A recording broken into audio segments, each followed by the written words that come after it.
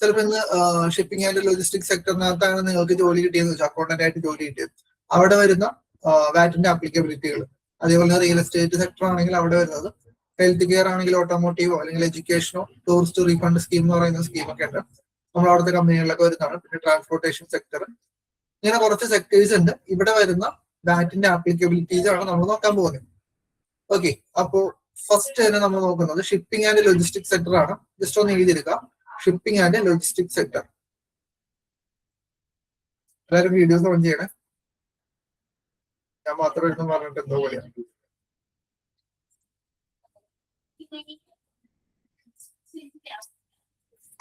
Safan, Abhirami, Sreelakshmi.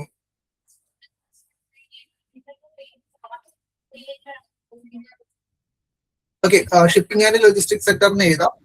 Shipping and logistics സെക്ടറിനകത്ത് first നമ്മൾ നോക്കാൻ പോകുന്നത് ഷിപ്പിംഗ് ആൻഡ് ലോജിസ്റ്റിക്സ് സെക്ടർ എന്ന് വെച്ചാൽ നമ്മളിപ്പോ ഒരു ഗുഡ്സോ പാസഞ്ചേഴ്സിനെയോ ട്രാൻസ്പോർട്ട് ചെയ്യില്ലേ, അതിനാണ് നമ്മൾ ഷിപ്പിംഗ് ആൻഡ് ലോജിസ്റ്റിക്സ് സെക്ടറിനകത്ത് വരാം. ഗുഡ്സോ പാസഞ്ചറൊക്കെ ട്രാൻസ്പോർട്ട് ചെയ്യുന്നുണ്ട്. ട്രാൻസ്പോർട്ടേഷൻ എന്നുള്ളൊരു മെയിൻ കാര്യമാണ് ഇതിനകത്ത് വരാം. നമ്മളിപ്പോ ട്രാൻസ്പോർട്ട് ചെയ്യുന്നത് മാത്രമല്ല, ജസ്റ്റ് കുറച്ച് ഗുഡ്സ് ട്രാൻസ്പോർട്ട് ചെയ്യുന്നു അല്ലെങ്കിൽ കുറച്ച് പാസഞ്ചേഴ്സിനെ ട്രാൻസ്പോർട്ട് ചെയ്യുന്നു, അത് മാത്രമല്ല അത് റിലേറ്റഡ് ആയിട്ട് വരുന്ന കുറച്ച് എക്സ്പെൻസുകൾ ഉണ്ടാവും. ഇപ്പൊ ഡോക്യുമെന്റേഷൻ ഒക്കെ പ്രിപ്പയർ ചെയ്യണം, അങ്ങനത്തെ കുറച്ച് കാര്യങ്ങളൊക്കെ ഉണ്ടാവും. ഇതെല്ലാം വരുന്നത് ലോജിസ്റ്റിക്സ് അല്ലെങ്കിൽ ഷിപ്പിംഗ് ആൻഡ് ലോജിസ്റ്റിക്സിന്റെ സെക്ടറിനകത്താണ്. ഇവിടെ കുറച്ച് എഴുതിയിട്ടുണ്ട്, shipping and logistics sector is not only confined to transportation മാത്രമല്ല, it also include all services which are required to conduct the transportation. ആ ഒരു ട്രാൻസ്പോർട്ടേഷൻ കണ്ടക്ട് ചെയ്യാൻ വേണ്ടി വരുന്ന വേറെ കുറച്ച് കാര്യങ്ങളൊക്കെ ഉണ്ട്. ഇതിനെല്ലാത്തിനെയും കൂടിയാണ് നമ്മൾ ആ ഒരു സെക്ടറിനകത്ത് ഇൻക്ലൂഡ് ചെയ്യുന്നത്. അപ്പൊ ആ സെക്ടറിനകത്ത് നമ്മൾ ചെയ്യേണ്ട കുറെ കാര്യങ്ങൾ അവിടെ ഉണ്ട്. ആ ഒരു സെക്ടർ നമ്മൾ വർക്ക് ചെയ്യുമ്പോൾ അല്ലെങ്കിൽ അത് പഠിക്കുമ്പോൾ ജസ്റ്റ് ഒന്ന് ട്രാൻസ്പോർട്ടേഷൻ ലോജിസ്റ്റിക്സ് മാത്രമല്ല, അത് റിലേറ്റഡ് ആയിട്ട് വരുന്ന കുറച്ച് കാര്യങ്ങളുണ്ട്. അത് കണ്ടക്ട് ചെയ്യാൻ, ഒരു ട്രാൻസ്പോർട്ടേഷൻ കണ്ടക്ട് ചെയ്യാൻ വേണ്ടി വരുന്ന കുറച്ച് എക്സ്പെൻസുകളുണ്ട്. ഇതാണ് നമ്മൾ ഇവിടെ നോക്കാൻ പോകുന്നത്. അവിടെ എല്ലാം വാറ്റിന്റെ കേസിന് വാറ്റിന്റെ ആപ്ലിക്കബിലിറ്റി എങ്ങനെ വരുന്നു. ഓക്കെ, ഫസ്റ്റ് തന്നെ ഇവിടെ transportation include in case of goods. ഗുഡ്സിന്റെ കേസിനകത്ത് ട്രാൻസ്പോർട്ടേഷൻ എങ്ങനെയാണ് നോക്കാൻ പോകുന്നത്. ഗുഡ്സിന്റെ കേസിനകത്ത് എന്ന് പറഞ്ഞു, ജസ്റ്റ് ഗുഡ്സ് ട്രാൻസ്പോർട്ട് ചെയ്യുന്നത് മാത്രമല്ല, അല്ലെങ്കിൽ ഇപ്പോൾ പാസഞ്ചേഴ്സിനെ ട്രാൻസ്പോർട്ട് ചെയ്യുന്നത് മാത്രമല്ല, അവിടെ വരുന്ന ട്രാൻസ്പോർട്ട് ചെയ്യാൻ വേണ്ടി വരുന്ന കുറച്ച് പ്രിപ്പറേഷൻസ് ഉണ്ട്. കസ്റ്റമേഴ്സിന്റെ ഡോക്യുമെന്റ്സ് പ്രിപ്പയർ ചെയ്യാം, അല്ലെങ്കിൽ ലോഡിങ് ആൻഡ് അൺലോഡിങ് ഗുഡ്സ് ആണെങ്കിൽ ഇപ്പൊ അവർ ആ ഗുഡ്സ് ലോഡ് ചെയ്യുക അല്ലെങ്കിൽ അൺലോഡ് ചെയ്യുക, അങ്ങനെയുള്ള കുറെ കാര്യങ്ങളെല്ലാം ഇൻക്ലൂഡഡ് ആയിട്ടുള്ള കേസാണ് നമ്മൾ ഈ പറയുന്ന ഷിപ്പിംഗ് ആൻഡ് ലോജിസ്റ്റിക്സ് സെക്ടർ എന്ന് പറയുന്നത്. അതേപോലെ തന്നെ ഗുഡ്സിനകത്ത് വരുന്ന ഒരു കാര്യമാണ് പാക്കിംഗ് ഓഫ് ഗുഡ്സ്. ഇതൊക്കെ കുറെ എക്സ്പെൻസ് വരുന്ന ഒരു കാര്യങ്ങളാണ്. ജസ്റ്റ് ട്രാൻസ്പോർട്ടേഷൻ മാത്രമല്ല, അവിടെ ഇത് റിലേറ്റഡ് ആയിട്ട് വരുന്ന കുറെ എക്സ്പെൻസുകളുണ്ട്. ഡോക്യുമെന്റ്സ് പ്രിപ്പയർ ചെയ്യാം, unloading and loading, packing of goods, insurance of goods. നമ്മൾ ഇൻഷുറൻസ് ഒക്കെ പ്രൊവൈഡ് ചെയ്യില്ലേ ഗുഡ്സ് ചെയ്യുമ്പോൾ, ട്രാൻസ്പോർട്ട് ചെയ്യുമ്പോൾ. അതേപോലെ തന്നെ പാസഞ്ചേഴ്സിന്റെ കേസിനകത്താണെങ്കിൽ ജസ്റ്റ് പാസഞ്ചർ ട്രാൻസ്പോർട്ട് എന്ന് മാത്രം പറഞ്ഞാൽ പോരാ, പാസഞ്ചറിനകത്ത് വരുന്ന വേറെ കുറെ എക്സ്പെൻസുകളുണ്ട്. ടിക്കറ്റ് ബുക്കിംഗ് ചാർജസ് ഉണ്ട്, ടിക്കറ്റ് ഒക്കെ ബുക്ക് ചെയ്യില്ലേ. അതേപോലെ തന്നെ മീൽസ്, നമ്മളിപ്പോ ഒരു ജേർണിക്ക് പാസഞ്ചറിനെ ട്രാൻസ്പോർട്ട് ചെയ്യുകയാണെങ്കിൽ അവർക്ക് എന്തെങ്കിലും മീൽസ് എന്തെങ്കിലുമൊക്കെ കൊടുക്കുന്നുണ്ടെങ്കിൽ അവിടെ വരുന്ന ട്രാൻസ്പോർട്ടേഷൻ ഓഫ് പാസഞ്ചേഴ്സിന് വരുന്ന വേറെ കുറച്ച് റിലേറ്റഡ് എക്സ്പെൻസ് ആണ് മീൽസ് ഡ്യൂറിംഗ് ദ ജേർണി. അതേപോലെ തന്നെ ടിക്കറ്റ് ബുക്കിംഗ് ചാർജസ് എന്നൊക്കെ പറയുന്ന കുറച്ച് എക്സ്പെൻസുകൾ. ഓക്കെ, ഇത് പാസഞ്ചർ ട്രാൻസ്പോർട്ടിനകത്ത് വരുന്നതാണ്. അതേപോലെ തന്നെ ഗുഡ്സ് ഉണ്ട്. നമ്മൾ ഇതിനു മുന്നേ പഠിച്ചിട്ടുണ്ടായിരുന്നു ലോക്കൽ പാസഞ്ചർ ട്രാൻസ്പോർട്ട്. അത് ഏതിന്റെ കീഴിൽ വരുന്നതായിരുന്നു? ലോക്കൽ പാസഞ്ചർ ട്രാൻസ്പോർട്ട് എന്ന് പറയുന്നത് കിട്ടുന്നുണ്ട്. ലോക്കൽ പാസഞ്ചർ ട്രാൻസ്പോർട്ട് അവിടെ വരുന്ന വാറ്റിന്റെ കാൽക്കുലേഷൻ നോക്കാൻ വേണ്ടിയിട്ടാണ്. ലോക്കൽ പാസഞ്ചർ ട്രാൻസ്പോർട്ട് എന്തിനോ ഉദാഹരണം നമ്മൾ പഠിച്ചിട്ടുണ്ടായിരുന്നു എക്സാമ്പിൾ ആയിട്ട്. സ്റ്റാൻഡേർഡ് റേറ്റിനാണോ, അല്ലെങ്കിൽ സീറോ റേറ്റിനാണോ, അല്ലെങ്കിൽ എക്സംപ്റ്റിനാണോ, അല്ലെങ്കിൽ ഔട്ട് ഓഫ് സ്കോപ്പിനകത്തായിരുന്നു ലോക്കൽ പാസഞ്ചർ ട്രാൻസ്പോർട്ട് നമ്മൾ ഉദാഹരണമായിട്ട് പഠിച്ചിട്ടുള്ളത്.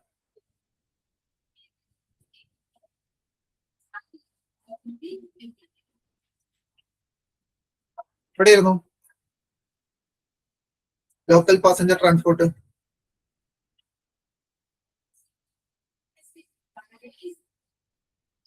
എക്സംപ്റ്റിനകത്തല്ലേ? എക്സംപ്റ്റിനകത്ത് നമ്മൾ പഠിച്ചിട്ടുണ്ടായിരുന്നു ലോക്കൽ പാസഞ്ചർ ട്രാൻസ്പോർട്ട് എന്ന് പറയുന്ന എക്സംപ്റ്റ് ആക്ടിവിറ്റി ആണെന്ന് പറഞ്ഞിട്ടുണ്ടായിരുന്നു. പക്ഷെ അത് എക്സംപ്റ്റ് ആവുന്നില്ല. ചില കാര്യങ്ങൾ കൊണ്ട് നമുക്ക് എന്താണ് അവിടെ ഇത് വന്നേക്കാം, എന്താണ് ഈ വാറ്റ് വന്നേക്കാം, 5% വാറ്റ് വന്നേക്കാം. ഓക്കെ, അപ്പൊ എല്ലാ ലോക്കൽ പാസഞ്ചർ ട്രാൻസ്പോർട്ടും ഇതല്ല, എന്താണ് ഈ ഒരു എക്സംപ്റ്റ് അല്ല. ഞാൻ എന്തോ കുറച്ച് ഉദാഹരണങ്ങളൊക്കെ പറഞ്ഞത്, ബസ്, ട്രെയിൻ ഒക്കെ, മെട്രോ ഒക്കെ നമുക്ക് എക്സംപ്റ്റിനകത്ത് വരുന്ന കുറച്ച് കാര്യങ്ങളാണ്. അല്ലാതെ പേഴ്സണൽ ആയിട്ട് കുറച്ച് ട്രാൻസ്പോർട്ടേഷൻ ഒക്കെ വരില്ലേ, ലോക്കലായിട്ട് തന്നെ പേഴ്സണൽ ട്രാൻസ്പോർട്ടേഷൻ ഒക്കെ വരുവാണെങ്കിൽ അത് വാറ്റ് വരുന്ന ഒരു കേസാണ്. ഓക്കെ, നമുക്കപ്പോൾ അതൊക്കെ എന്തൊക്കെയാണെന്ന് നോക്കാം. അപ്പൊ നമ്മളിപ്പോ നോക്കിയിട്ടുള്ളത് ഷിപ്പിംഗ് ആൻഡ് ലോജിസ്റ്റിക് സെക്ടർ ആണ്. എന്ന് വെച്ചാൽ അത് ജസ്റ്റ് ട്രാൻസ്പോർട്ടേഷൻ മാത്രമല്ല, ആ ട്രാൻസ്പോർട്ടേഷൻ കണ്ടക്ട് ചെയ്യാൻ വേണ്ടി വരുന്ന കുറച്ച് എക്സ്പെൻസുകളൊക്കെ ഉണ്ടാവും. ഇതെല്ലാം ഇൻക്ലൂഡ് ചെയ്തിട്ടുള്ളതാണ് ഷിപ്പിംഗ് ആൻഡ് ലോജിസ്റ്റിക് സെക്ടർ എന്ന് പറയാം. ട്രാൻസ്പോർട്ടേഷൻ സെക്ടറിനകത്ത് വരുന്ന കാര്യങ്ങളൊക്കെ തന്നെയാണ്. ഓക്കെ, അപ്പോ ഇതിനകത്ത് നമുക്ക് റിലേറ്റഡ് ആയിട്ട് വരുന്ന കുറച്ച് എക്സ്പെൻസുകളൊക്കെ നോക്കിയായിരുന്നു. ഗുഡ്സിന്റെ കേസിനകത്തായാലും പാസഞ്ചേഴ്സിന്റെ കേസിനകത്തായാലും റിലേറ്റഡ് ആയിട്ട് വരുന്ന കുറച്ച് എക്സ്പെൻസ് നോക്കി. ഇനി നമുക്ക് ഇതിനെ രണ്ടായിട്ട് തിരിക്കാം. റേറ്റ് വരുമ്പോൾ എന്താണ് ടാക്സ് റേറ്റ്, ടാക്സബിൾ റേറ്റ് വരുമ്പോൾ നമുക്ക് എങ്ങനെയാണ് അതിന് രണ്ടായിട്ട് തിരിക്കാം ലോക്കൽ പാസഞ്ചർ ട്രാൻസ്പോർട്ടിനെ.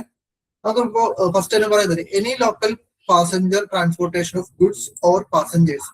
നമ്മളൊരു പാസഞ്ചർ ട്രാൻസ്പോർട്ടേഷൻ അത് ഗുഡ്സ് ആയിക്കോട്ടെ അല്ലെങ്കിൽ പാസഞ്ചറിനെ ആയിക്കോട്ടെ, ഇനി യു എയിൽ നടത്തുകയാണെങ്കിൽ അത് ടാക്സബിൾ ആയിട്ട് 5% ആണ്. 5% ടാക്സ് അവിടെ വരുന്നുണ്ടെന്നാണ് പറയുന്നത്. ഓക്കെ, നമ്മളൊരു പാസഞ്ചറിന് ട്രാൻസ്പോർട്ട് ചെയ്യുന്നു അല്ലെങ്കിൽ കുറച്ച് ഗുഡ്സ് ട്രാൻസ്പോർട്ട് ചെയ്യുന്നു, അവിടെ എന്താണ് 5% വാറ്റ് വരുന്നുണ്ടെന്നാണ് പറയുന്നത്. ഇനി നമുക്ക് നേരത്തെ പറഞ്ഞത് നോക്കാം, എക്സംപ്റ്റ് ആവാൻ കാരണം എങ്ങനെയാണെന്നുള്ളത് നോക്കാം. ബട്ട് ഇൻ ഇന്റർനാഷണൽ ട്രാൻസ്പോർട്ടേഷൻ ഈ 0 റേറ്റ്. ഇന്റർനാഷണൽ ട്രാൻസ്പോർട്ടേഷൻ ആണെങ്കിൽ 0 റേറ്റ് ആയിരിക്കും. ഓക്കെ, അപ്പൊ ലോക്കൽ പാസഞ്ചർ ട്രാൻസ്പോർട്ട് ഗുഡ്സ് ആയിക്കോട്ടെ പാസഞ്ചേഴ്സ് ആയിക്കോട്ടെ അത് 5% ആണ് വരുന്നത്. ഇന്റർനാഷണൽ ട്രാൻസ്പോർട്ടേഷൻ ആണെങ്കിൽ 0 റേറ്റ് ആയിരിക്കും വരുന്നത്. 0 റേറ്റ്. ഓക്കെ, 0 റേറ്റ് ആയിരിക്കും വരുന്നത്. അപ്പൊ ഈ ലോക്കൽ പാസഞ്ചർ ട്രാൻസ്പോർട്ടേഷൻ തന്നെ, ലോക്കൽ ട്രാൻസ്പോർട്ടേഷൻ തന്നെ രണ്ടായിട്ട് തിരിക്കുന്നുണ്ട്. ലോക്കൽ ട്രാൻസ്പോർട്ടേഷനെ രണ്ടായിട്ട്, ഒന്ന് ഗുഡ്സ് ആയിട്ടും ഒന്ന് പാസഞ്ചറിന്റെ ട്രാൻസ്പോർട്ടേഷൻ ആയിട്ടും. ഗുഡ്സിന്റെ ട്രാൻസ്പോർട്ടേഷൻ, പാസഞ്ചറിന്റെ ട്രാൻസ്പോർട്ടേഷൻ. ഓക്കെ, ലോക്കൽ ട്രാൻസ്പോർട്ടേഷൻ നമ്മൾ രണ്ടായിട്ട് തിരിക്കുകയാണ്, ഗുഡ്സിന്റെ കേസിനകത്ത് അതേപോലെ തന്നെ പാസഞ്ചറിന്റെ കേസിനകത്ത്. അപ്പൊ any passenger transportation of goods or goods or passenger taxable ആയിട്ട് 5%. നമ്മളൊരു ഇന്റർനാഷണൽ ട്രാൻസ്പോർട്ടേഷൻ ആണെങ്കിൽ 0% ആയിരിക്കും, 0 റേറ്റ് ആയിരിക്കും അവിടെ വരുന്നത്. നമുക്ക് ഈ ലോക്കൽ ട്രാൻസ്പോർട്ടേഷൻ നമുക്ക് രണ്ടായിട്ട് തരംതിരിക്കാം, ഒന്ന് ഗുഡ്സിന്റെ കേസും ഒന്ന് പാസഞ്ചേഴ്സിന്റെ കേസും. നമുക്ക് അത് വെച്ചിട്ട് അതിന്റെ ടാക്സ് റേറ്റുകൾ, ടാക്സ് ആപ്ലിക്കബിലിറ്റി നോക്കാം, വാറ്റിന്റെ ആപ്ലിക്കബിലിറ്റി. ഓക്കെ, ഇതൊന്ന് ജസ്റ്റ് ഒന്ന് എഴുതാം. ലോക്കൽ ട്രാൻസ്പോർട്ടേഷൻ ഓഫ് ഗുഡ്സ്, നമ്മൾ യു എക്കകത്ത് തന്നെ ലോക്കൽ എന്താണ് ഗുഡ്സ് ട്രാൻസ്പോർട്ട് ചെയ്യണം. ഇപ്പോൾ ദുബായിൽ നിന്ന് ജസ്റ്റ് അപ്പുറത്തുള്ള അജ്മാനിലേക്ക് ട്രാൻസ്പോർട്ട് ചെയ്യാന്ന് വെച്ചു. അവിടെ എന്താണ് ഗുഡ്സ് ആണ് ട്രാൻസ്പോർട്ട് ചെയ്യുന്നതെങ്കിൽ 5% ആയിരിക്കും വാറ്റ് ആപ്ലിക്കബിലിറ്റി വരിക. വാറ്റ് റേറ്റ് വരുന്നത് 5% ആയിരിക്കും. ഗുഡ്സ് ലോക്കലി ട്രാൻസ്പോർട്ട് ചെയ്യുകയാണെങ്കിൽ 5% ആയിരിക്കും. ഓക്കെ, രണ്ടാമത്തെ കേസ് നോക്കാം. Local transportation of passenger in a qualifying measure of transport. Okay, qualifying measure of ട്രാൻസ്പോർട്ടേഷനകത്താണെങ്കിൽ മാത്രം എക്സംപ്റ്റ് ആണെന്നാണ് പറയുന്നത്. Okay, local passenger of transportation of പാസഞ്ചേഴ്സിന്റെ കേസ് വരുമ്പോൾ അതൊരു ക്വാളിഫയിങ് മീൻസ് ഓഫ് ട്രാൻസ്പോർട്ടേഷൻ ആണെങ്കിൽ, എന്ന് വെച്ചാൽ ഗവൺമെന്റ് പറയാണ് ബസ്സിനകത്തോ അല്ലെങ്കിൽ ട്രെയിനകത്തോ മെട്രോനകത്തോ പോകുന്നത് മാത്രം, അതൊരു പബ്ലിക് ബെനിഫിറ്റിന് വേണ്ടി പോകുന്നത് മാത്രം ക്വാളിഫയിങ് ആയിട്ട് കണ്ടാൽ മതി. അല്ലെങ്കിൽ ഇപ്പൊ ഞാൻ എന്റെ കാറിൽ കൊണ്ടുപോവാണ് കുറച്ച് പാസഞ്ചേഴ്സിനെ, പ്രൈവറ്റ് ആയിട്ടുള്ള കുറച്ച് ആവശ്യത്തിന് വേണ്ടിയിട്ട് എന്റെ പ്രൈവറ്റ് വണ്ടിയിൽ കൊണ്ടുപോകണമെങ്കിൽ അത് ക്വാളിഫയിങ് മീൻസ് അല്ല എന്നാണ് പറയുന്നത്. ക്വാളിഫയിങ് മീൻസ് ആണെങ്കിൽ പബ്ലിക് ബെനിഫിറ്റിന് വേണ്ടി ഓടുന്ന ബസ്സും ട്രെയിനും മെട്രോ ഇല്ലേ, അങ്ങനെയുള്ള കാര്യങ്ങളിൽ പോകുന്നത് മാത്രമാണ് ക്വാളിഫയിങ് എന്ന് പറയാം. അത് ആ ഒരു വെഹിക്കിൾ ഡിസൈൻ ചെയ്ത്, qualifying means transportation is vehicle designed for and approved for public transportation എന്ന് പറയാം. ഓക്കെ, പബ്ലിക് ട്രാൻസ്പോർട്ടേഷന് വേണ്ടി മാത്രമുള്ളതിനാണ് നമ്മൾ ക്വാളിഫയിങ് മീൻസ് ഓഫ് ട്രാൻസ്പോർട്ടേഷൻ എന്ന് പറയാം. ക്വാളിഫയിങ് മീൻസ് ഓഫ് ട്രാൻസ്പോർട്ടേഷൻ എന്താണെന്ന് ജസ്റ്റ് ഒന്ന് നോട്ട് ചെയ്ത് വെക്കാം. പബ്ലിക് ബെനിഫിറ്റിന് വേണ്ടി ഓടുന്നത്. ഓക്കെ, അത് ട്രെയിൻ ആവാം, ബസ് ആവാം, അല്ലെങ്കിൽ മെട്രോ ഒക്കെ ആവാം. അങ്ങനെയാണെങ്കിൽ അത് എക്സംപ്റ്റ് ആണ്. ഓക്കെ, അപ്പൊ അങ്ങനെ അല്ലെങ്കിലോ 5% വാറ്റ് അവിടെയും വരുന്നുണ്ട്. ക്വാളിഫൈഡ് മീൻസ് ഓഫ് ട്രാൻസ്പോർട്ടേഷൻ അല്ലെങ്കിൽ അവിടെ 5% വാറ്റ് വരുന്നുണ്ട്. ഓക്കെ, അപ്പോ മൂന്നാമത്തെ പോയിന്റ് നോക്കാം. ലോക്കൽ ട്രാൻസ്പോർട്ടേഷൻ ഓഫ് പാസഞ്ചറിനെ qualifying measure transport but for pleasure and sightseeing. Okay, ഞാനിപ്പോ ഒരു ബസ്സിനകത്ത് നിങ്ങളെ കൊണ്ടുപോകണമെന്ന് വെച്ചോ, ഞാൻ നിങ്ങളെ ഒരു ബസ്സിനകത്ത് പബ്ലിക് ബെനിഫിറ്റ് ആയിട്ടാണ് കൊണ്ടുപോകുന്നത്. ജസ്റ്റ് എന്റെ ഒരു ട്രാൻസ്പോർട്ടേഷൻ സർവീസ് ആണ്, ഞാൻ ബസ്സാണ് എന്റെ കമ്പനി ചെയ്യുന്നത്, ബസ് സർവീസ്, നമ്മുടെ നാട്ടിലുള്ള ബസ് സർവീസ് ആണെങ്കിൽ അത് എക്സംപ്റ്റ് ആയിരിക്കും. അതേപോലെ തന്നെ ഞാൻ നിങ്ങളെ കൊണ്ടുപോകുന്നത് എനിക്ക് എന്താണ് പബ്ലിക് ബെനിഫിറ്റ് വേണ്ടിയല്ല, നിങ്ങളുടെ ഒരു ബെനിഫിറ്റ് ആണ്. സൈറ്റ് സീയിങ്ങിനോ, നമുക്ക് ഉല്ലാസയാത്രയൊക്കെ പോകാറില്ലേ, നമ്മുടെ നാട്ടിലെ കണ്ടിട്ടില്ല ഉല്ലാസയാത്രക്ക് KSRTC ബസ് ഒക്കെ പോകുന്നത്. അപ്പൊ അങ്ങനെ പോകുമ്പോൾ അതൊരു പ്ലഷർ ട്രിപ്പ് ആണെങ്കിൽ അവിടെ 5% വരുന്നുണ്ട്. ക്വാളിഫൈങ് ബസ്സിനകത്ത് തന്നെ ക്വാളിഫൈങ് മീൻസ് ഓഫ് ട്രാൻസ്പോർട്ടേഷനിൽ തന്നെ അതൊരു പ്ലഷർ ട്രിപ്പിനാണ് പോകുന്നതെങ്കിൽ 5% വരും. പബ്ലിക് ബെനിഫിറ്റിന്റെ അല്ല, ഒരു പ്ലഷർ ട്രിപ്പോ അല്ലെങ്കിൽ സൈറ്റ് സീയിങ്ങിനൊക്കെയാണ് പോകുന്നതെങ്കിൽ അവിടെ 5% വരും. ഓക്കെ, അതേപോലെ തന്നെ ലോക്കൽ ട്രാൻസ്പോർട്ടേഷൻ ഓഫ് പാസഞ്ചറിന്റെ non qualifying means of transportation. ഞാൻ ആദ്യം പറഞ്ഞു ക്വാളിഫയിങ് മീൻസ് ഓഫ് ട്രാൻസ്പോർട്ടേഷൻ എന്താന്ന് പറഞ്ഞു. എന്ന് വെച്ചാൽ ഒരു 10ൽ കൂടുതൽ സീറ്റിംഗ് കപ്പാസിറ്റി ഉള്ള ബസ്, ട്രെയിൻ, അങ്ങനെയൊക്കെയാണ് നമ്മൾ അതിനെ പറയാം. 10ൽ കൂടുതൽ സീറ്റിംഗ് കപ്പാസിറ്റി ഉള്ള ബസ് ആണെങ്കിൽ അത് ക്വാളിഫയിങ് ആണ്. അത് പബ്ലിക് ബെനിഫിറ്റിന് വേണ്ടി ആയിരിക്കണം, എങ്കിൽ മാത്രമേ അത് ക്വാളിഫയിങ് ആവുള്ളൂ. അപ്പോൾ നോൺ ക്വാളിഫയിങ് ആയിട്ടുള്ള എന്തെങ്കിലും ആണെങ്കിൽ, ഇപ്പൊ ഞാൻ എൻ്റെ ഒരു കാറിനകത്ത് ആൾക്കാരെ കൊണ്ടുപോകണമെങ്കിൽ അത് നോൺ ക്വാളിഫയിങ് ആണ്. അങ്ങനെ എന്തെങ്കിലും ആണെങ്കിൽ അത് റേറ്റ് അവിടെ വരുന്നുണ്ട്, വാറ്റ് വരുന്നുണ്ട്, 5% വാറ്റ് വരുന്നുണ്ട്. ഓക്കെ, ചുരുക്കി പറഞ്ഞ ഇത്രയേ ഉള്ളൂ. ലോക്കൽ ട്രാൻസ്പോർട്ടേഷൻ ഓഫ് ഗുഡ്സിന് വാറ്റ് എന്തായാലും വരും. പിന്നെ നമ്മളൊരു സൈറ്റ് സീയിങ്ങിന് പോവുകയാണെങ്കിൽ അവിടെയും വാറ്റ് എന്തായാലും വരും. എന്ന് വെച്ചാൽ പ്ലഷർ ട്രിപ്പിന് പോവുകയാണെങ്കിൽ വാറ്റ് എന്തായാലും വരും. അതേപോലെ തന്നെ നോൺ ക്വാളിഫയിങ് ആയിട്ടുള്ള ഒരു വണ്ടിയിലാണ് ഞാൻ പോകുന്നതെങ്കിൽ അവിടെ വാറ്റ് എന്തായാലും വരുന്നുണ്ട്. വാറ്റ് വരാത്ത കേസ് എപ്പോഴാണെന്ന് വെച്ചിട്ടുണ്ടെങ്കിൽ ഞാനൊരു ക്വാളിഫയിങ് മീൻസ് ഓഫ് ട്രാൻസ്പോർട്ടേഷനകത്താണ് പോകുന്നതെങ്കിൽ, എന്ന് വെച്ചാൽ ഒരു ബസ്സോ ട്രെയിനോ മെട്രോ 10 സീറ്റിൽ കൂടുതലുള്ള ബസ്സോ ട്രെയിനോ മെട്രോയോ അതൊരു പബ്ലിക് ബെനിഫിറ്റിനാണ് ഞാനിപ്പോൾ ഓടുന്നതെങ്കിൽ അതിന് മാത്രമേ ഉള്ളൂ എക്സെപ്റ്റ് എന്ന് പറയുന്നത്. ഓക്കെ, പബ്ലിക് ബെനിഫിറ്റിന് ഓടുന്ന ക്വാളിഫയിങ് മീൻസ് ഓഫ് ട്രാൻസ്പോർട്ടേഷൻ ആണ് നമ്മൾ നടത്തുന്നതെങ്കിൽ അത് എക്സെപ്റ്റ് ആയിരിക്കും. ഓക്കെ, എക്സെപ്റ്റ് എന്താണെന്ന് എഴുതി വെക്കാം. ഇത് ഓക്കെ ആണോ? അത് ക്വാളിഫയിങ് മീൻസ് ഓഫ് ട്രാൻസ്പോർട്ടേഷൻ എന്താണെന്ന് ഓക്കെ ആണോ? 10ൽ കൂടുതൽ നമ്മൾ പബ്ലിക് ബെനിഫിറ്റിന് വേണ്ടി ഡിസൈൻ ചെയ്തിട്ടുള്ള വെഹിക്കിൾസ് ഉണ്ടാവും. ഓക്കെ, അതാണെങ്കിൽ മാത്രമാണ് എക്സെപ്റ്റ് വരാം, അല്ലെങ്കിൽ എല്ലായിടത്തും വാറ്റ് ഉണ്ടാവും, ആപ്ലിക്കബിലിറ്റി വാറ്റ് വരുന്നുണ്ട്. പിന്നെ ഇന്റർനാഷണൽ ട്രാൻസ്പോർട്ടേഷൻ ആണെങ്കിൽ അവിടെ വരുന്നതാണ് സീറോ റേറ്റഡ് എന്ന് പറയും. ഓക്കെ, സീറോ റേറ്റഡ് ആണ് ഇന്റർനാഷണൽ ട്രാൻസ്പോർട്ടേഷൻ. പക്ഷെ UAE നിന്ന് ഇന്ത്യയിലേക്ക് എന്തെങ്കിലുമൊക്കെ നമ്മൾ പാസഞ്ചറിനെ ഗുഡ്സിനെ അയക്കുവാണെങ്കിൽ അവിടെ സീറോ റേറ്റ് ആയിരിക്കും വരുന്നത്. ഓക്കെ, അത് ഗുഡ്സിന്റെ കേസിനകത്തും പറയുന്നുണ്ട്. Transportation of passenger or goods which start and end in UAE or passes through its territory. അവിടെ വരികയാണെങ്കിൽ the supply international transportation service of goods and passenger ആയിട്ട് transport related to services related zero rated. Zero rated ആയിരിക്കും international ട്രാൻസ്പോർട്ടേഷനകത്ത് വരിക. International transportation zero rate ആയിരിക്കും. Okay, നമുക്ക് ദുബായിൽ UAE വരുന്നതോ അല്ലെങ്കിൽ UAE നിന്ന് പോകുന്നതോ ആയിട്ടുള്ള ഇന്റർനാഷണൽ ട്രാൻസ്പോർട്ടേഷന് വരുന്ന റേറ്റ് എന്ന് പറയുന്നത് സീറോ റേറ്റ് ആയിരിക്കും. Zero rate. ഓക്കെ, അപ്പൊ എഴുതി വെക്കാം, ഇന്റർനാഷണൽ ട്രാൻസ്പോർട്ടേഷൻ UAE നടക്കുന്നത് സീറോ റേറ്റ് ആയിരിക്കും. Zero rate international transportation. കുറച്ച് സിനാരിയോസ് ജസ്റ്റ് ഒന്ന് നോക്കാം, ജസ്റ്റ് ഒന്ന് വായിച്ചു നോക്കാം ഓരോന്നോരോന്നായിട്ട്. ഫസ്റ്റ് കേസ് പറയുന്നത് transportation of goods for passenger from UAE to place outside UAE. ഒരു എക്സാമ്പിൾ പറയുകയാണെങ്കിൽ UAE നിന്ന് ഇന്ത്യയിലേക്ക് എന്തായാലും കൊണ്ടുപോകുകയാണെങ്കിൽ അവിടെ കൊണ്ടുപോകണമെങ്കിൽ ഗുഡ്സ് ആയിക്കോട്ടെ പാസഞ്ചർ ആയിക്കോട്ടെ അവിടെ വരുന്നത് സീറോ റേറ്റ് ആയിരിക്കും. നമ്മളിപ്പോ പറഞ്ഞ പോലെ തന്നെ സീറോ റേറ്റഡ് വാറ്റ് ആയിരിക്കും അവിടെ വരുന്നത്. വാറ്റ് വേറെ 5% എന്നുള്ളത് വരുന്നില്ല അവിടെ.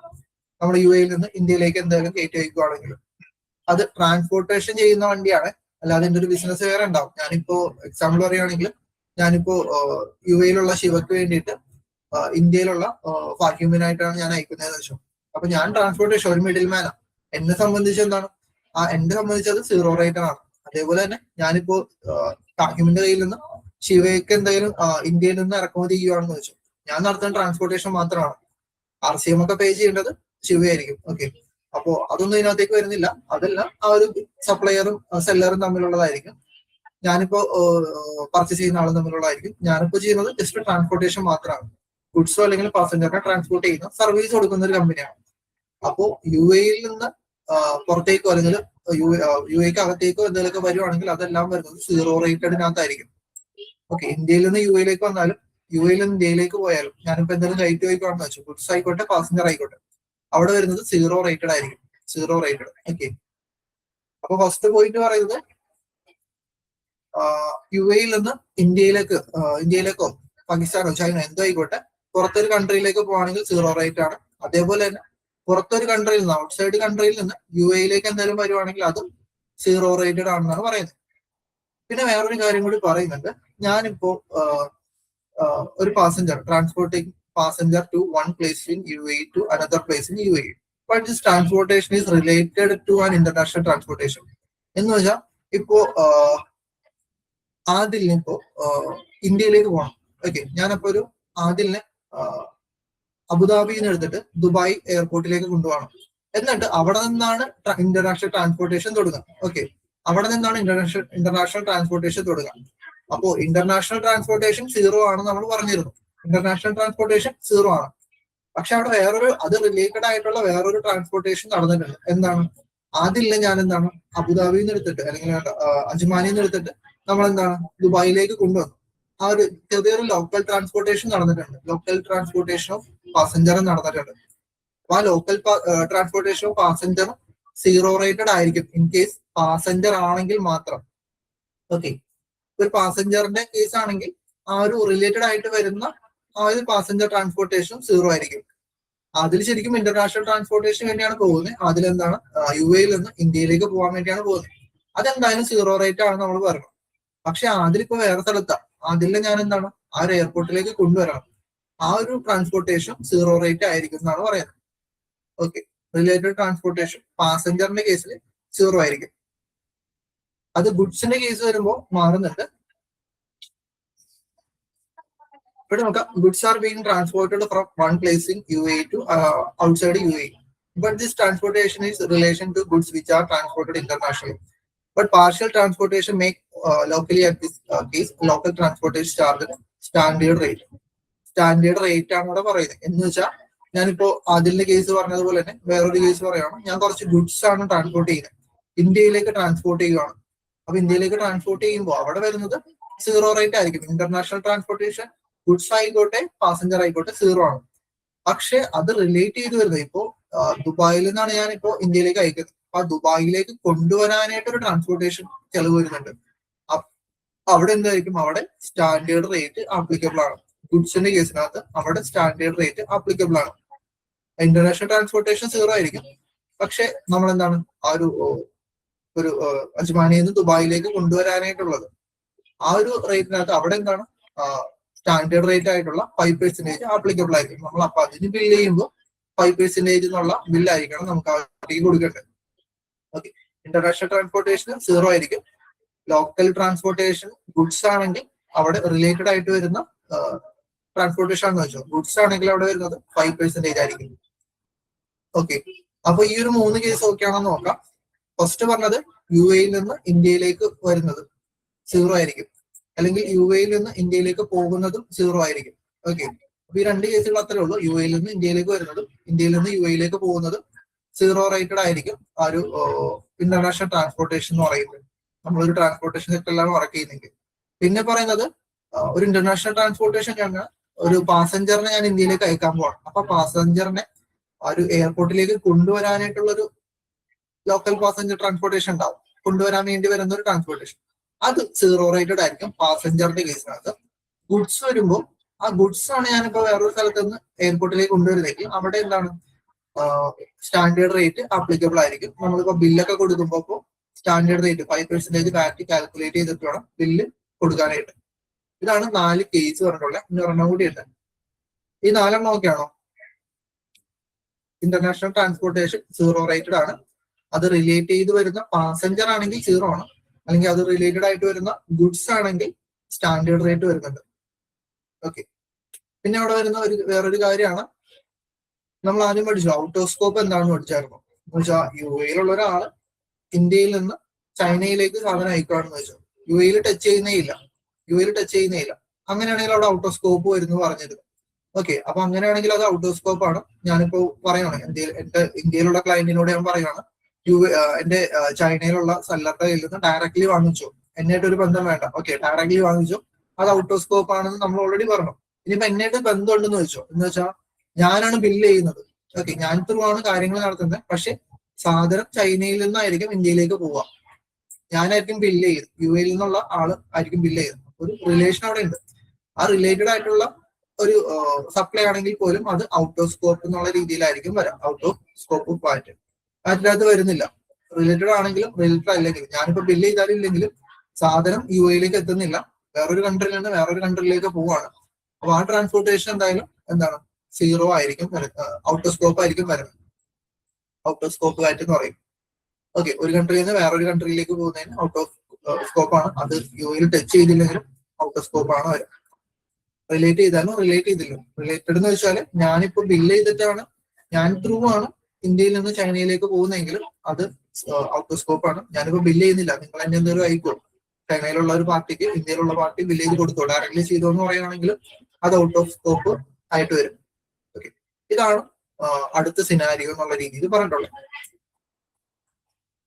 നമുക്ക് ഒരു ട്രാൻസ്പോർട്ടേഷനകത്ത് വരാനുള്ള അതൊരു ലോക്കൽ ട്രാൻസ്പോർട്ടേഷൻ ആയിക്കോട്ടെ, അത് ഗുഡ്സിന് ആയിക്കോട്ടെ, പാസഞ്ചറിന്റെ ആയിക്കോട്ടെ, അതേപോലെ തന്നെ ഒരു ഇന്റർനാഷണൽ ആയിക്കോട്ടെ. നമ്മളവിടെ ശ്രദ്ധിക്കേണ്ട കുറച്ച് കാര്യങ്ങൾ, ലോക്കൽ ട്രാൻസ്പോർട്ടേഷൻ ഓഫ് ഗുഡ്സ് ആണെങ്കിൽ 5% വരുന്നുണ്ട്. പാസഞ്ചർ ആണെങ്കിൽ ക്വാളിഫയിങ് ആണെങ്കിൽ മാത്രം എക്സംപ്റ്റ് വരും, അല്ലെങ്കിൽ വാറ്റ് വരുന്നുണ്ട്. ക്വാളിഫയിങ് ആണെങ്കിൽ മാത്രം, എന്ന് വെച്ചാൽ 10ൽ കൂടുതൽ സീറ്റിംഗ് കപ്പാസിറ്റി ഉള്ള ബസ്സോ ട്രെയിനോ മെട്രോ ഒക്കെ ആണെങ്കിൽ അവിടെ ക്വാളിഫയിങ് മീൻസ് ഓഫ് ട്രാൻസ്പോർട്ടേഷൻ ആണ്. അതൊരു പബ്ലിക്കിന് വേണ്ടി, പബ്ലിക് ബെനിഫിറ്റിന് വേണ്ടിയിട്ടാണെങ്കിലാണ് അത് ക്വാളിഫയിങ് ആവുന്നത്. അല്ലാതെ ഒരു സൈറ്റ് സീയിങ്ങിനോ പ്ലഷറിനോ ആണെങ്കിൽ അത് 5% വാറ്റ് അവിടെ വരുന്നുണ്ട്. പിന്നെ ഇന്റർനാഷണൽ ആണെങ്കിൽ 0 ആണ് വരുന്നതെന്ന് പറഞ്ഞു. പിന്നെ നമുക്ക് നെക്സ്റ്റ് നോക്കാനുള്ളത് റിയൽ എസ്റ്റേറ്റ് സെക്ടറാണ്. റിയൽ എസ്റ്റേറ്റ്, നമ്മളിപ്പോ അവിടെ വർക്ക് ചെയ്യുന്ന ഒരു റിയൽ എസ്റ്റേറ്റ് സെക്ടർ ആണെങ്കിൽ അവിടെ നോക്കേണ്ട ടാക്സിന്റെ കാര്യങ്ങൾ, വാറ്റിന്റെ കാര്യങ്ങളാണ്. റിയൽ എസ്റ്റേറ്റ് സെക്ടറിൽ വർക്ക് ചെയ്യുമ്പോൾ അവിടെ വരുന്ന വാറ്റ് എങ്ങനെയായിരിക്കും, അവിടെ ചെറിയതായിട്ട് നമുക്ക് ശ്രദ്ധിക്കേണ്ടുള്ള കുറച്ച് ഏരിയകളുണ്ട്. റിയൽ എസ്റ്റേറ്റ് എന്താണെന്ന് എല്ലാവർക്കും അറിയാം. ഇവിടെ റിയൽ എസ്റ്റേറ്റ് എന്താണെന്ന് ജസ്റ്റ് ഒന്ന് എഴുതി വെച്ചിട്ടുണ്ട്. Real estate means any area of land or building structure or engineering work which is permanently attached to the land. Okay, ഒരു ലാൻഡ് ഓർ ബിൽഡിംഗ് ആയിക്കോട്ടെ, അല്ലെങ്കിൽ ഒരു ലാൻഡിനകത്ത് നമ്മൾ ചെയ്യുന്ന ഒരു എഞ്ചിനീയറിംഗ് വർക്കോ എന്തെങ്കിലും ഒരു സ്ട്രക്ചർ വർക്കൊക്കെ ആയിക്കോട്ടെ, ഇതിനെല്ലാത്തിനും നമ്മൾ എന്താണ് റിയൽ എസ്റ്റേറ്റ് എന്ന് പറയാറുണ്ട്.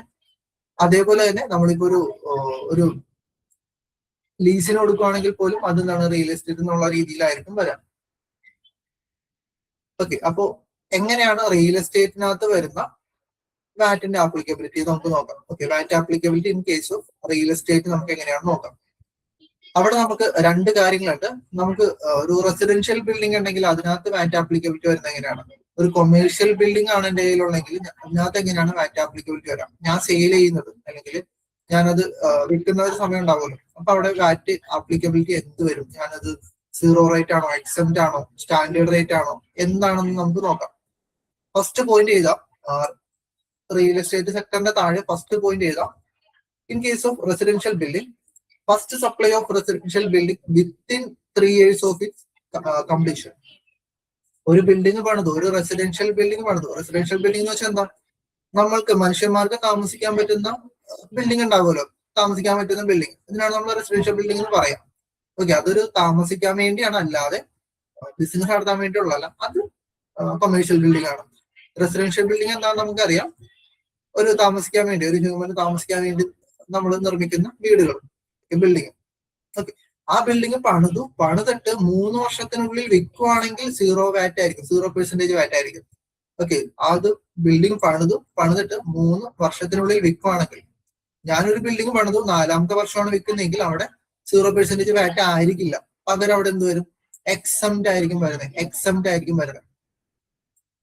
എക്സംപ്റ്റ് വരുന്നു എന്ന് പറഞ്ഞു. 3 വർഷത്തിനുള്ളിൽ വിറ്റില്ല, 4ാമത്തെ വർഷമാണ് വിറ്റത്, അപ്പൊ എക്സംപ്റ്റ് വരുന്നു എന്ന് പറഞ്ഞു. എക്സംപ്റ്റിനകത്തും 0% വാറ്റ് തന്നെയാണ്, 0% വാറ്റിനകത്തും 0% തന്നെയാണ്. അപ്പൊ അത് തമ്മിലുള്ള വ്യത്യാസം എന്താ, രണ്ടും തമ്മിലുള്ള വ്യത്യാസം എന്താ?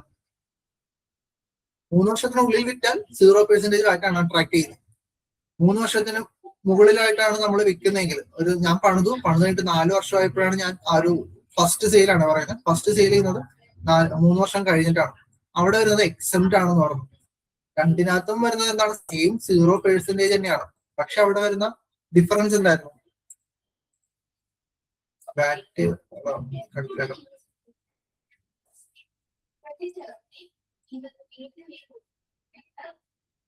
എക്സെപ്റ്റ് വാറ്റ് ക്ലെയിം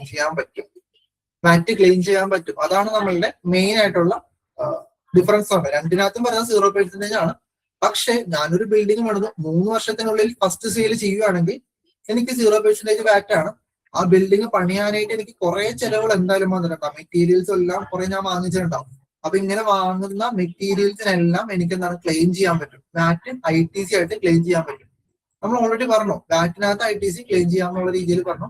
0% വാറ്റ് ആയിക്കോട്ടെ, ഔട്ട് സ്കോപ്പ് ആയിക്കോട്ടെ, സ്റ്റാൻഡേർഡ് റേറ്റ് ആയിക്കോട്ടെ. എക്സംപ്റ്റിനകത്ത് ITC കിട്ടില്ല. എന്ന് വെച്ചാൽ ഒരു ബിൽഡിംഗ് ഞാൻ റെസിഡൻഷ്യൽ ബിൽഡിംഗ് ഞാൻ പണിതിട്ട് 3 വർഷമല്ല 4ാമത്തെ വർഷമായി പോയി ഞാൻ വിറ്റത്. ഫസ്റ്റ് സെയിൽ നടന്നു 4ാമത്തെ വർഷമായി.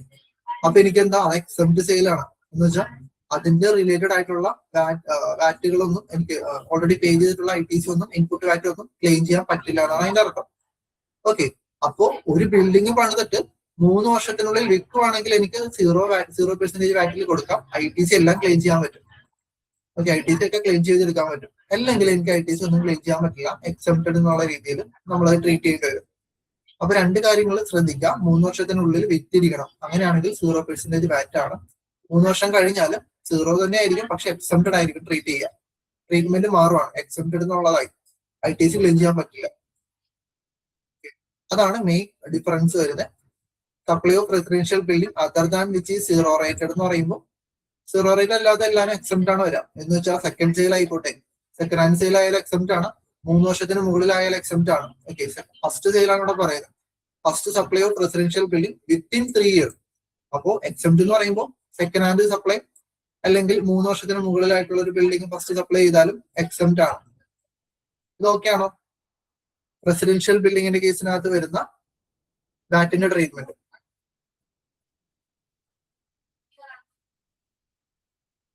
ഓക്കെ, അപ്പൊ എന്താ റെസിഡൻഷ്യൽ ബിൽഡിംഗ് എന്ന് അറിയാം. ഹ്യൂമൻ ഒക്യുപ്പേഷന് വേണ്ടി ഡിസൈൻ ചെയ്തിട്ടുള്ളതിനാണ് നമ്മൾ റെസിഡൻഷ്യൽ ബിൽഡിംഗ് എന്ന് പറയാം. എക്സ്ക്ലൂഡിങ്, ഓക്കെ, അതിനകത്ത് നമ്മളിപ്പോ ഹ്യൂമൻ ഒക്യുപ്പേഷന് വേണ്ടി തന്നെയാണ് ഹോട്ടലും മോട്ടലൊക്കെ നിർമ്മിക്കുന്നത്, അല്ലെങ്കിൽ ഹോസ്പിറ്റലായാലും. പക്ഷെ അതൊന്നും ഇതിനകത്ത് വരില്ല, റെസിഡൻഷ്യൽ ബിൽഡിങ്ങിനകത്ത് വരില്ല കേട്ടോ. ഹോട്ടൽ മോട്ടൽ ഹോസ്പിറ്റൽ എല്ലാവരും റെസിഡൻഷ്യൽ ബിൽഡിങ്ങിനകത്ത് വരാത്ത ഒരു കാര്യമാണ്, എക്സ്ക്ലൂഡിംഗ് ആയിട്ടുള്ള ഒരു കാര്യമാണ്. Residential building shall be permanently attached to the land can input that claimed against 0 rated supplies of a residential building. ITC claim ചെയ്യാൻ പറ്റുന്നുള്ളതാണ് നമ്മളിപ്പോ പറഞ്ഞ ഒരു കേസ്. 3 വർഷത്തിനുള്ളിലാണെങ്കിൽ നമ്മളുടെ ഫസ്റ്റ് സെയിലെങ്കിൽ നമുക്കത് ക്ലെയിം ചെയ്യാൻ പറ്റും. 3 വർഷത്തിനുള്ളിൽ തന്നെ സെക്കൻഡ് സെയിൽ നടന്നു. അപ്പൊ സെക്കൻഡ് ഹാൻഡ് സെയിലിനകത്ത് നമുക്ക് പറ്റില്ല. സെക്കൻഡ് ഹാൻഡ് സെയിൽ എന്ന് പറയുമ്പോൾ എക്സംപ്റ്റ് ആയാലും അത് 3 വർഷത്തിനുള്ളിലാണ് നടന്നതെന്ന് പറഞ്ഞിട്ട് കാര്യമില്ല, ഫസ്റ്റ് സപ്ലൈക്കാണ് പറഞ്ഞിട്ടുള്ളത്. ഓക്കെ, അതാണ് നമ്മളുടെ റെസിഡൻഷ്യൽ ബിൽഡിങ്ങിനകത്തുള്ള ഫസ്റ്റ് നോക്കേണ്ട ഒരു കാര്യം. രണ്ടാമത് പറയുന്നത് sale of bare land. Sale of bare land നമ്മൾ എവിടെയാണ് കേട്ടിട്ടുള്ളത്? സെയിൽ ഓഫ് ബെയർലാൻഡ് എന്തായിരുന്നു? ഏതിന്റെ ഒരു എക്സാമ്പിൾ ആയിരുന്നല്ലോ സെയിൽ ഓഫ് ബെയർലാൻഡ്. എക്സംപ്റ്റ് സപ്ലൈസിനകത്ത് നമ്മൾ നോക്കിയിട്ടുള്ളതാണ്, കണ്ടിട്ടുള്ളതാണ്. സെയിൽ ഓഫ് ബെയർലാൻഡ് എന്ന് വെച്ചാൽ തരിശ് ഭൂമി, ഒന്നുമില്ലാത്ത ഒരു ലാൻഡ്, ഒന്നുമില്ലാത്ത ഒരു ലാൻഡ്, അല്ലെങ്കിൽ ഇപ്പൊ ഒരു എന്തെങ്കിലുമൊക്കെ പണി നടന്നിട്ട് അത് പകുതിക്ക് വെച്ച് നിന്നുമായിട്ടുള്ള ഒരു ലാൻഡ്, കംപ്ലീറ്റ് ആയിട്ടുണ്ടാവില്ല അത്. ഓക്കെ, ആ ലാൻഡ് വിൽക്കുവാണെങ്കിൽ അവിടെ വരുന്നത് എക്സംപ്റ്റ് ആയിരിക്കും. അവിടെയും എക്സംപ്റ്റ് ആണ്. നമ്മൾ ആദ്യത്തെ ക്ലാസ്സിൽ പറഞ്ഞ എക്സാമ്പിൾ പറഞ്ഞത് സെയിം കാര്യം തന്നെയാണ്.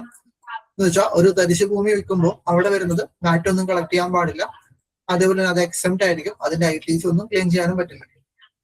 If a land not covered by completed partially, അങ്ങനെയുള്ള ബിൽഡിംഗ് ഒക്കെ ഉള്ള അല്ലെങ്കിൽ ഒരു എഞ്ചിനീയറിംഗ് വർക്ക്സ് ഉള്ള ഇതിനെയാണ് നമ്മൾ ബെയർ ലാൻഡ് എന്നുള്ള രീതിയിൽ പറയാം. അത് നമുക്ക് എക്സംപ്റ്റ് ആയിരിക്കും. ഓക്കെ, നെക്സ്റ്റ് ഒരു കേസും കൂടി പറയുന്നുണ്ട്. Sale or lease of bare land, sale or lease of commercial building. Commercial building ആണെങ്കിൽ, കൊമേഴ്സ്യൽ ബിൽഡിംഗ് എന്ന് വെച്ചാൽ അതൊരു ബെയർലാൻഡ് ആയിരിക്കില്ല, അതേപോലെ തന്നെ അതൊരു റെസിഡൻഷ്യൽ പ്രോപ്പർട്ടി ആയിരിക്കില്ല. നമ്മളിപ്പോ ഒരു ബിസിനസ് ചെയ്യാൻ വേണ്ടി എടുക്കുന്ന ബിൽഡിങ്ങുകൾ ഉണ്ടാവും. അതാണെങ്കിൽ, അല്ലെങ്കിൽ ഇപ്പൊ ചാരിറ്റബിൾ പർപ്പസിന് വേണ്ടിയിട്ടുള്ളതൊന്നും അല്ലാത്ത ബിൽഡിംഗ്, അവിടെയാണെങ്കിൽ എന്താണ് സ്റ്റാൻഡേർഡ് റേറ്റ് ആയിട്ടുള്ള 5% വാറ്റ് ആപ്ലിക്കബിൾ ആണ്. ഓക്കെ, ഞാൻ സപ്ലൈ ചെയ്യുന്നത്, ഞാനിപ്പോ ലീസിന് കൊടുക്കുന്നത് അല്ലെങ്കിൽ ഞാനിപ്പോ വിൽക്കുന്നത് റിയൽ എസ്റ്റേറ്റ് ആണല്ലോ. അപ്പൊ എന്തായാലും ബിൽഡിംഗ് വിൽക്കുന്ന അല്ലെങ്കിൽ ലാൻഡ് വിൽക്കുന്നതിനെ പറ്റി ആയിരിക്കും. അപ്പൊ ഞാൻ വിൽക്കാൻ പോകുന്നത് ഒരു കൊമേഴ്സ്യൽ ബിൽഡിംഗ് ആണെങ്കിൽ അത് അവിടെ ഒരു 3 വർഷത്തെ 4 വർഷത്തെ കണക്കൊന്നും പറയുന്നില്ല, ഫസ്റ്റ് സപ്ലൈ സെക്കൻഡ് സപ്ലൈ എന്നൊന്നും പറയുന്നില്ല. ഞാനൊരു കൊമേഴ്സ്യൽ ബിൽഡിംഗ് വിൽക്കുമ്പോൾ അവിടെ സ്റ്റാൻഡേർഡ് റേറ്റ് ആപ്ലിക്കബിൾ ആണ്. കൊമേഴ്സ്യൽ ബിൽഡിംഗ് ആണെങ്കിൽ സ്റ്റാൻഡേർഡ് റേറ്റ് ആണ് ആപ്ലിക്കബിൾ ആയിട്ടുള്ളത്. Commercial building standard rate. Okay, commercial land means land which is not a bare land. Commercial building means that are not used for the residential purpose or charitable purpose. Commercial land എന്ന് വെച്ചിട്ടുണ്ടെങ്കിൽ bear land അല്ലാത്ത ലാൻഡുകൾ. അതേപോലെ തന്നെ commercial building എന്ന് വെച്ചാൽ അതൊരു charitable പർപ്പസിനോ residential പർപ്പസിനോ ഉപയോഗിക്കാത്ത ബിൽഡിങ്ങിനെയാണ് നമ്മൾ കൊമേഴ്സ്യൽ ബിൽഡിംഗ് എന്ന് പറയാം. അങ്ങനെയാണെങ്കിൽ അത് 5% വാറ്റ് ആയിരിക്കും ആപ്ലിക്കബിൾ ആയിട്ട് വരാം. ഓക്കെ, 5% വാറ്റ് ആയിരിക്കും ആപ്ലിക്കബിൾ ആയിട്ട് വരാം. അപ്പൊ നമ്മൾ ഇന്ന് എന്തായാലും 2 കേസുകളെ നോക്കുന്നുള്ളൂ, 2 സെക്ടേഴ്സ് നോക്കുന്നുള്ളൂ. നമുക്ക് നാളെ 2 സെക്ടേഴ്സ് വെച്ച് നോക്കി പോവാം. എന്താണ്? റിയൽ എസ്റ്റേറ്റും അതേപോലെ തന്നെ ട്രാൻസ്പോർട്ടേഷനും ആണ് നമ്മൾ നോക്കിയിട്ടുള്ള, ലോജിസ്റ്റിക്സ് ആൻഡ് ഷിപ്പിംഗ്. എന്ന് വെച്ചാൽ ട്രാൻസ്പോർട്ടേഷൻ എന്ന് വെച്ചാൽ ലോക്കൽ പാസഞ്ചർ ട്രാൻസ്പോർട്ടേഷൻ ആയിക്കോട്ടെ, അല്ലെങ്കിൽ ലോക്കൽ ഗുഡ്സ് ട്രാൻസ്പോർട്ടേഷൻ ആയിക്കോട്ടെ. ഗുഡ്സ് ആണെങ്കിൽ 5% വരും.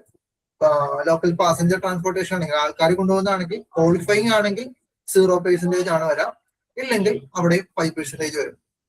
റെസിഡൻഷ്യൽ ബിൽഡിംഗ് 3 വർഷത്തിനുള്ളിലാണ് നമ്മളുടെ ഫസ്റ്റ് സപ്ലൈ എങ്കിൽ അവിടെ 0% വാറ്റിന് നമുക്ക് കൊടുക്കാം. അല്ലെങ്കിൽ എക്സംപ്റ്റ് ആയിക്കോട്ടെ, സെക്കൻഡ് സപ്ലൈ ആയിക്കോട്ടെ, അല്ലെങ്കിൽ 3 വർഷം കഴിഞ്ഞിട്ടാണ് ഫസ്റ്റ് സപ്ലൈ കൊടുക്കുന്നതെങ്കിൽ അത് വരുന്നത് എക്സംപ്റ്റ് ആയിരിക്കും. കൊമേഴ്ഷ്യൽ ബിൽഡിംഗ് ആണെങ്കിൽ 5% വരും. വെയർലാൻഡ് ആണെങ്കിലും അവിടെ എക്സംപ്റ്റ് വരും. ഇത്രയാണ് നമ്മൾ മെയിൻ ആയിട്ട് നമ്മൾ ഇന്ന് നോക്കിയിട്ടുള്ളത്. നമുക്കപ്പോ ഇന്ന് എന്തായാലും ഇത്രേ വരുന്നുള്ളൂ. ബാലൻസ് ഉള്ള ബാക്കി സെക്ടേഴ്സ് ഇനിയുണ്ട്. ഇനിയിപ്പോ ഹെൽത്ത് കെയർ ഉണ്ട്, എഡ്യൂക്കേഷൻ സെക്ടർ ഉണ്ട്, ഓട്ടോമോട്ടീവ് ഉണ്ട്, അങ്ങനെ കുറച്ച് സെക്ടേഴ്സ് ഉണ്ട്. അത് നമുക്ക് വരും ക്ലാസ്സുകളിൽ പയ്യെ നോക്കാം. ഓക്കെ. അപ്പോ എന്തെങ്കിലും എഴുതിയെടുക്കാൻ എവിടെയെങ്കിലും വിട്ടുപോയിട്ടുണ്ടോ? ഏതെങ്കിലും കണ്ടീഷനോ ഏതെങ്കിലും സിനാരിയോസോ എന്തെങ്കിലും എഴുതാൻ വിട്ടുപോയിട്ടുണ്ടോ? എന്തെങ്കിലും പറഞ്ഞോ, ജസ്റ്റ് അത് സ്ക്രീൻ പ്രസന്റ് ചെയ്ത് തരാം.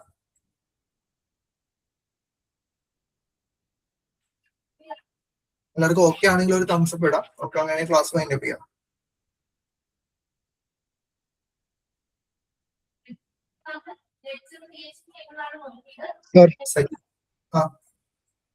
ഈ നോട്ട്സ് നിങ്ങൾ പഠിപ്പിക്കുന്നത് ഇതിന്റെ സ്ലൈഡ്സ് ഇത് ഇങ്ങനെ കിട്ടുമോ നമുക്ക്?